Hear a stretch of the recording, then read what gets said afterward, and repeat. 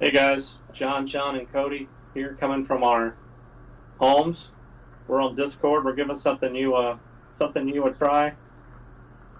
Had idea of coming up with talking about different topics that either we like or we dislike, and a lot of times we get together and bounce stuff off of each other, and we get going. We're like, man, that would make a good discussion that people would like to hear. So, if you're wondering about this new setup, gas is expensive, our time traveling back and forth, so we're trying something new. So we appreciate you guys watching, and leave us a comment. Let us know how you like it. And we'll be doing some of these where we're actually in person also. So you guys want to say hi? Uh, Hi. All right. So today we're going to be talking about one of my favorite pet peeves, my subject, eBay. And again, if you guys have any issues with this, please leave a comment. Let us know. Yes, that's happened to me, or maybe something that we're missing. But we have a few things we want to bring up and discuss on eBay. We've been on eBay for a long time. I've personally had an eBay account since 2013.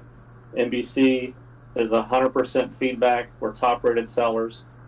All of us have our own personal eBay, and then also our nothing but cardboard eBay. So we're not just three newbies saying what we feel. So my biggest pet peeve and problem right now is people bidding on something, like bidding it up and then winning and not paying, or putting in a best offer. I've had people put in best offer, I accept it, and you don't hear from them, there's nothing. And that's just it's aggravating as all get out, and eBay needs to do something about it. You've got the time that it takes to list your item, then to cancel it, eBay makes you wait 4 days before you can actually cancel the whole thing to repost it to get it listed again.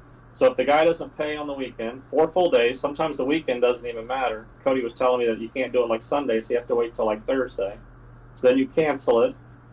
Then you have to put it back up for auction and wait till the day that you want it to drop, so that it drops at the right time that you want, so that most people are going to see it. So you've wasted a week and a half, and you've dealt with somebody not paying. So that's my biggest pet peeve right now is non-payers. Yeah, and I was super excited about this conversation because I knew how passionate John is about this topic and about, how frustrated he gets when people don't pay. So, I'm glad that we're able to air that out here in front of everybody. But, I got to agree with you. It is extremely frustrating when somebody bids on your item, and it seems like it's happening more and more frequently. People will bid. You know, it'll show that, and I know this has happened to me a couple times. It'll show they have 50 positive feedback, and so you sell them the item as a best offer, and then they never pay, and you go look at all that feedback, and it should be negative feedback, but you can no longer leave negative feedback. It's just positive feedback that says, hey, this person never paid, don't sell to them. But if you don't look at that ahead of time, you won't know. And so the fact that eBay has kind of taken away the seller's ability to leave negative feedback on post, I think is a big negative. And I think that's something that should be brought back, honestly. I mean, how are you going to look out for other sellers if you aren't able to give them accurate, honest feedback on those items? So I 100% agree with John on that one. That's a pretty big pet peeve, probably among the entire card selling community and probably on eBay in general. But on top of that, one of my pet peeves is people who don't list cards correctly. So, for example, we had a Joe Burrow silver prism that we purchased the other day. They didn't show a picture of the back. It wasn't a great picture of the front. We purchased it. We luckily caught it before we got it. I was like, that doesn't really look like a prism to me. So we're able to message them ahead of time and cancel the order. But a lot of these times people are kind of new maybe to the hobby. They don't realize the exact card they have. And they'll say you an incorrect card, you'll receive it, and you're like, this isn't what I thought I was getting. And then sometimes it's a bit of a hassle trying to return it. So those are probably my two biggest pet peeves. What do you think, Cody? I agree with both of you guys. I deal with both of those issues, whether somebody's buying something and there's a bidding war on it and the person that wins it, they never pay. And it's just sad because you send out a second chance offer and the people that were bidding on it, they don't want it anymore. It's crazy. So that's definitely a big pet peeve of mine. I think my biggest pet peeve is eBay fees. We are all tenured eBay sellers, and we still get charged an incredibly amount of money just to sell on that platform. And I get it. We're paying to be on eBay and to utilize the platform that they've established and grown over the years. And, they should get a cut of it, but not as much as they get. I can understand maybe like an introductory rate where it's 10, 12%, whatever. And then I feel like people who are more reputable on the site should get lower fees. Maybe that's not really, I don't know. I think everyone has that same pet peeve with eBay is the seller fees. Granted, that's the reason why most of these other platforms have kind of taken place and been created, and now they're trying to flourish. But at the end of the day, we make eBay a ton of money, just the three of us. And to think that they're doing this across every single seller's platform at the same rate it's mind-boggling. So, eBay does provide some financial assistance in certain situations, whether it's refunds, partial refunds, but I don't think the customer service that they provide across the board is worth the amount of money we give them per transaction. So eBay fees is my biggest pet peeve, outside of the two that you guys already mentioned, because those were definitely good ones. Yeah, I agree completely with that, because it's just ridiculous. Like you said, you put your card on there, you list it. Now you've got to take that into account if you're going to make money or if you're going to lose money. And good point, John. I forgot about the feedback. When we did first start selling on eBay, you could leave negative feedback for a buyer, and it would hit their account. I've talked to eBay customer service several times. I don't know what country they're in, and half the time I don't really know what they're saying completely. But there's a mark on their account. We have marked their account. I'm like, that's great. I've got to relist this. This has been a month and a half. What are you guys going to do about it? We put a mark on their account. They had a strike on their account. Like, that's great, but what else are you going to do about it? Yeah, and the most frustrating thing is, especially in sports cards, the best time to sell is during the hype. So if you sell that card during the hype, I did this earlier in the year with my Jamar Chase card. I sold it for $300 at the very beginning of the season. They didn't buy it. I had to relist it, and then it never resold. So you miss that window to sell your card in if they don't pay, and then you just are stuck with the card, and you can't do anything except wait for that player to come back and hopefully have some more hype. So, it's frustrating. It could have actually worked out in my favor once. You guys remember the Prism that I bought, silver? Got it cracked, sent it in, and came back as a 10. You guys were like, list that as a buy it now, don't list it as an option. I was like, no, it's hot right now.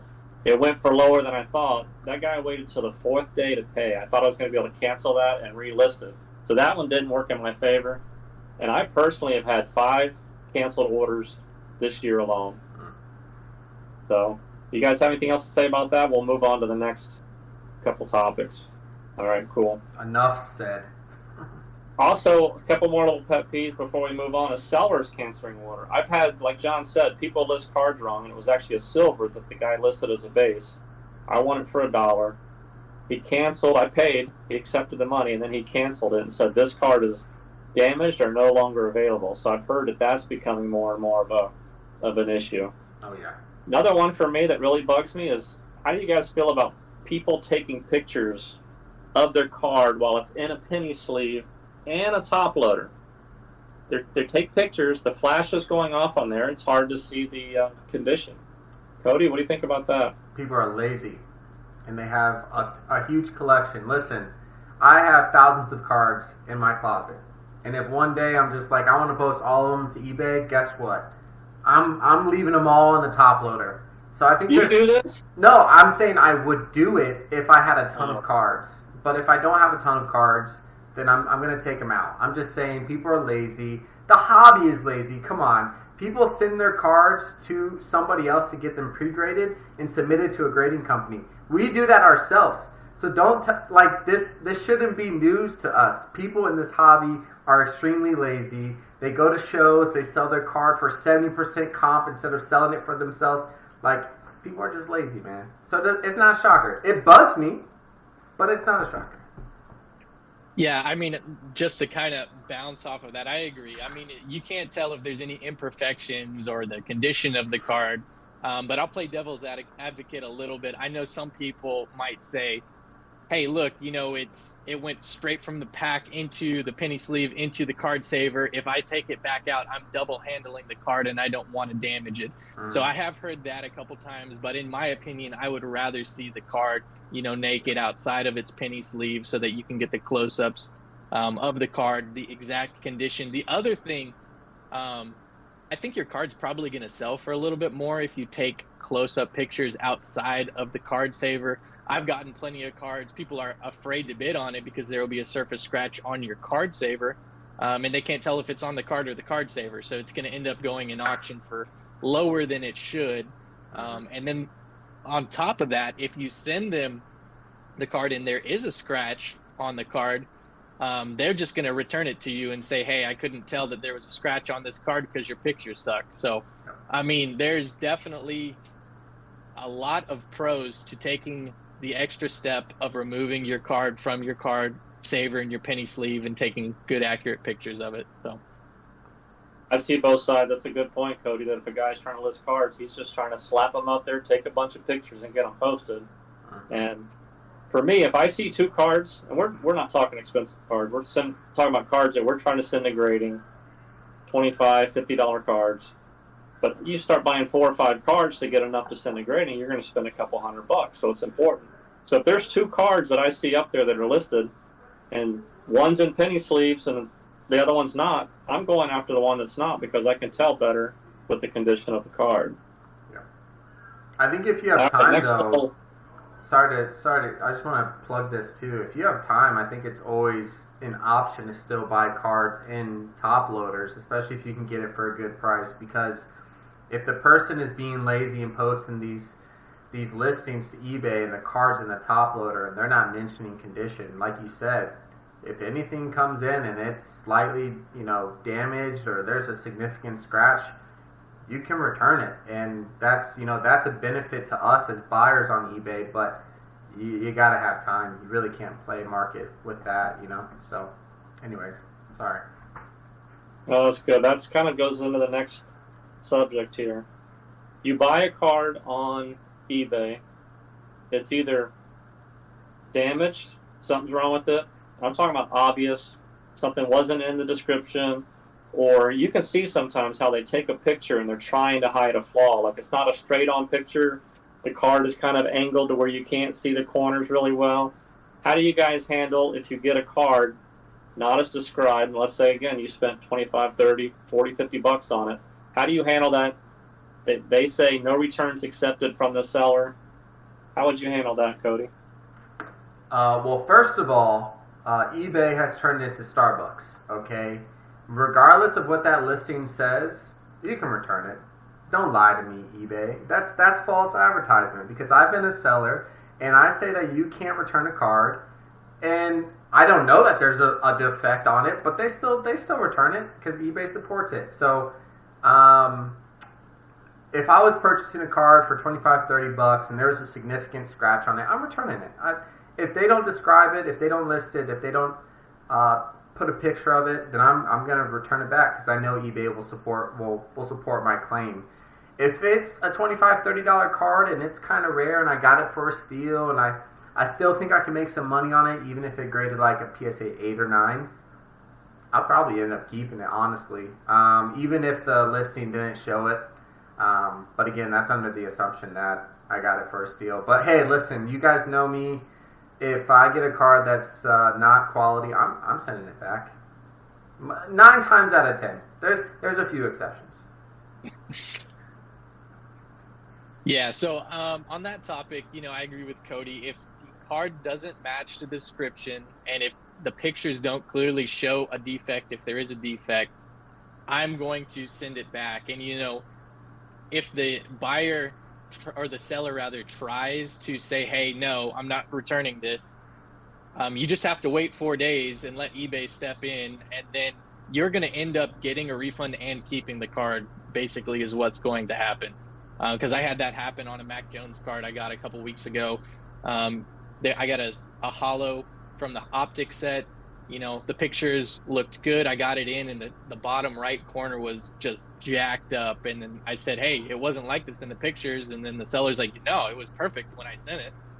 So then we were kind of in that stalemate for a while, but eBay came in and they said, "Okay, whatever, keep the card. We're going to send you a refund." And so that's typically how it happens. So I am when I try and sell cars, I try to be as accurate as possible. I say, "Hey, look, there's something noticeable. Put it in the description of whatever you're selling." But then I also say, view pictures for close-ups on all of the defects. So if it has print lines, if it has dimples, if it has whatever, I take close-ups and make sure that all of my pictures match the exact condition of the card. That's why it's so important. You're almost making a claim for yourself. You're saying, all right, this is the condition. This is what I'm sending. If it matches, eBay's going to have your back and you're going to be covered. Good point. That was leading into the next question about how we sell a card. If you buy a card that you wanted to send to grading and it's not grade worthy, how do you ethically list it and sell it? And you shared yours, which is good. I do the same thing. I mean, people list a card as near mint condition. That's a PSA 7 or an 8. 9 is mint plus, gem mint. So if they say near mint or mint, people think that's a nice card and it's grade worthy. It means that there's probably something wrong with it. And like you were saying, I reach out to the customer first before I get eBay if I have a problem or an issue. I try to reach out to them, give them a chance to explain themselves, or make it right before I bring eBay in on that issue. So if I'm selling a card, same thing. These are the actual cards you're getting. See the pictures. Take great pictures, close-ups. If there's anything serious flaw, I will take a picture and say, see picture whatever number it is. And if you have any questions, please ask before you bid. So I do the same thing when I'm listing a card that I bought also. Sometimes people just list the card and send a picture. And you're buying a card that somebody else already bought that they're not going to send a grading anyway. Yeah, and I will add, before you open up a return claim, go back to that listing and verify that there are not pictures or descriptions. I know I did this the other day. I was like, oh man, this Zach Wilson Silver Prism has a bunch of little splotches on the right side and some scratches. And I went and looked at the description and it was in there. And so I'm like, well, can't return this. I'm keeping this one. So before you try and open that claim and go through that whole process of getting the seller and eBay involved, just make sure that you are on the correct terms in order to return the card. Yeah, good point. Cody, what do you think? No, I think you guys hit it on the head. I think I said in the previous question that eBay is going to go back on their word and say that a sale isn't final, but if you clearly state and depict the defects as best as possible in your listing, if a claim does open, eBay will actually support you and defend you and make you actually retain the money you made from that sale. So I will also mention that my practice, if I have a card that is not gem mint, not even close to a 9, I'll even do 99 cent auctions. Right, so I'll mention the defect in there. And just because I understand that there's a defect, I'm willing to take a little bit more risk just to move it. Throw it to a 99 cent auction and just keep it moving. Or maybe even do like a Twitter stack sale. So I know we're talking about eBay though. So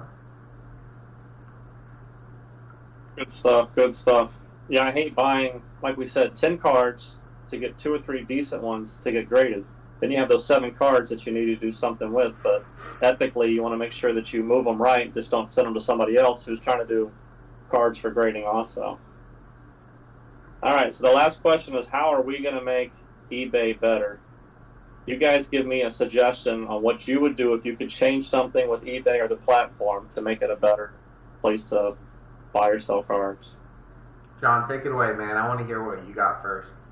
I want no eBay fees. I want to completely cut them out. But now, in all seriousness, obviously eBay has to make their money, but I think that they are making significant amounts of money off of the 13% rate or whatever it is that they're charging, depending on what your eBay status is. I think what might make a little bit more sense is maybe do what PWCC does for like the higher dollar cards. You charge a lower percentage. For example, you sell $1,000 card, you get hit with that 13% rate, you're losing $130 right off the top right there. And that's before all of the taxes and shipping that gets added onto that total. So maybe if they had tiers for the different values of the card, maybe keep it at 13% for anything below 50, $100, but then as soon as it gets to 500, maybe charge, I don't know, 10%. When it gets up to 1,000 plus, maybe they're only charging 7%.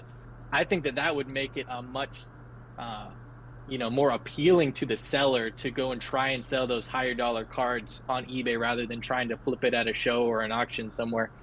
So I think that first of all, that would be my suggestion to eBay to make it a little more appealing for the buyer and seller.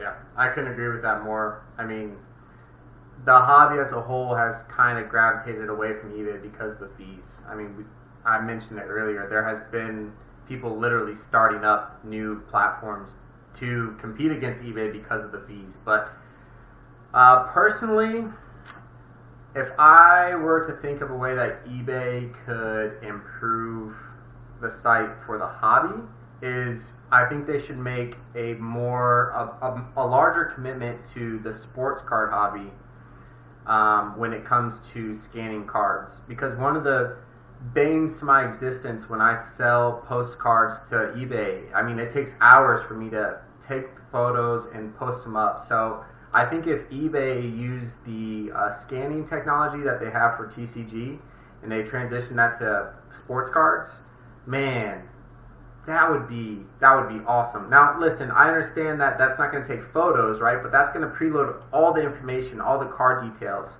And if that was the case, all you'd have to worry about is price, shipping, and photos. And if that was an option, I wouldn't even care. I would take the eBay fees to the chin. I would just post religiously on there every single week because that would just make my life so much easier.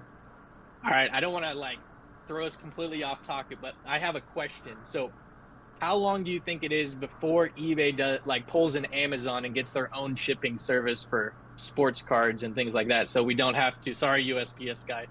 So that we don't have to, lose our letter rates. Everything under $20. Do you think eBay will ever have their own shipping? No. Way too much going on. They can't even get the letter rate thing. You put a card in there and send it, and it gets damaged or gets charged postage due. That was just a terrible idea to begin with. So I don't see that happening. Yeah, I don't think eBay. I think eBay is pretty far in with USPS. I think there's a contract between the two. I think it's probably more in eBay's favor than USPS's favor. So I don't think they ever will. Even though that'd be fantastic. You know what though? Fanatics might partner with Amazon to deliver their products. Who knows, man? Who knows? That won't help us, but they cut out PayPal, so they might cut out USPS too. That's true. Hey, we print free labels for them, so yeah, they got to appreciate that. People like that. All right, guys, here's my thought on how to make eBay better. I had a couple actually, and we've gotten on to John for this in the past. So we tell him one or two, and he goes in honorable mention. But if the problem with people not paying, our accounts are already linked to eBay. They have our accounts to put money in and to take money out when we pay. What if when somebody puts a bid or an offer in, eBay just takes the money out and gives it to the seller? That way there's no more canceled transactions. That's one thing I think they could do. So mine is, we have feedback on there and a seller rating based on how we handle business. Communication, fast shipping, items as described, shipping prices, all that stuff ranks up. What if as your seller rating and your eBay feedback gets higher, you get certain perks for being a good seller? Lower eBay fees, like you both said. Once you get over 500 feedback, you get 10% or 9%. What if you're able to leave feedback for buyers and sellers once you have a certain amount of feedback? Because eBay knows you're not going to just be out to stick people or make them look bad. You're going to be leaving accurate feedback. What if you get cheaper shipping costs, or eBay lets you ship your items for free? They already make so much money, they could easily help you print out a label to ship your items, $10 or less. It's free. Promoted listings for free. Special banners or something on your eBay page to show that you're a great eBayer, great feedback, high-rated seller. And what about customer support? What if you were able to pick up the phone, call somebody, talk to somebody in the U.S. that speaks English that you could actually not have to wait on hold for an hour to work out an issue or a problem that you're having? That would be awesome to have real customer service that you could actually talk to people and get the answers you want without waiting for weeks, or talking to a robot online, or Emily in Ukraine. Those are good. Those are good. All right, you guys got anything else to add before we wind up this first NBC talk? No, I think I'm good. I'm just glad I got to listen to you rant a little bit there at the end. That's always a pleasure to listen to. I got a food for thought before you let it go. Since John over here brought an idea up, what if eBay continues to charge the same amount of money that they do on a per listing basis, but we ship our cards to them and they list them for us? That way they know that they are posting a correct picture of a card, the condition, yada yada yada. Just like ComC. You ship your cards to ComC, they take your pictures, they sell them, they ship them. What if eBay did it? Cut out ComC. Come on, eBay. You got the tech. You can employ some people. Come on, baby. They just need to buy ComC. Does eBay have a vault? Yeah. That's the same thing, isn't it? But they don't manage it for you though. Okay. ComC manages it for you. All you do is set a price and that's it. Yeah, I heard it takes a while to do, but that's a good point. They could do that. That's it. That's all I got. Cody's just trying to monopolize eBay. Just make them a one-stop shop. Come on, man. Come on.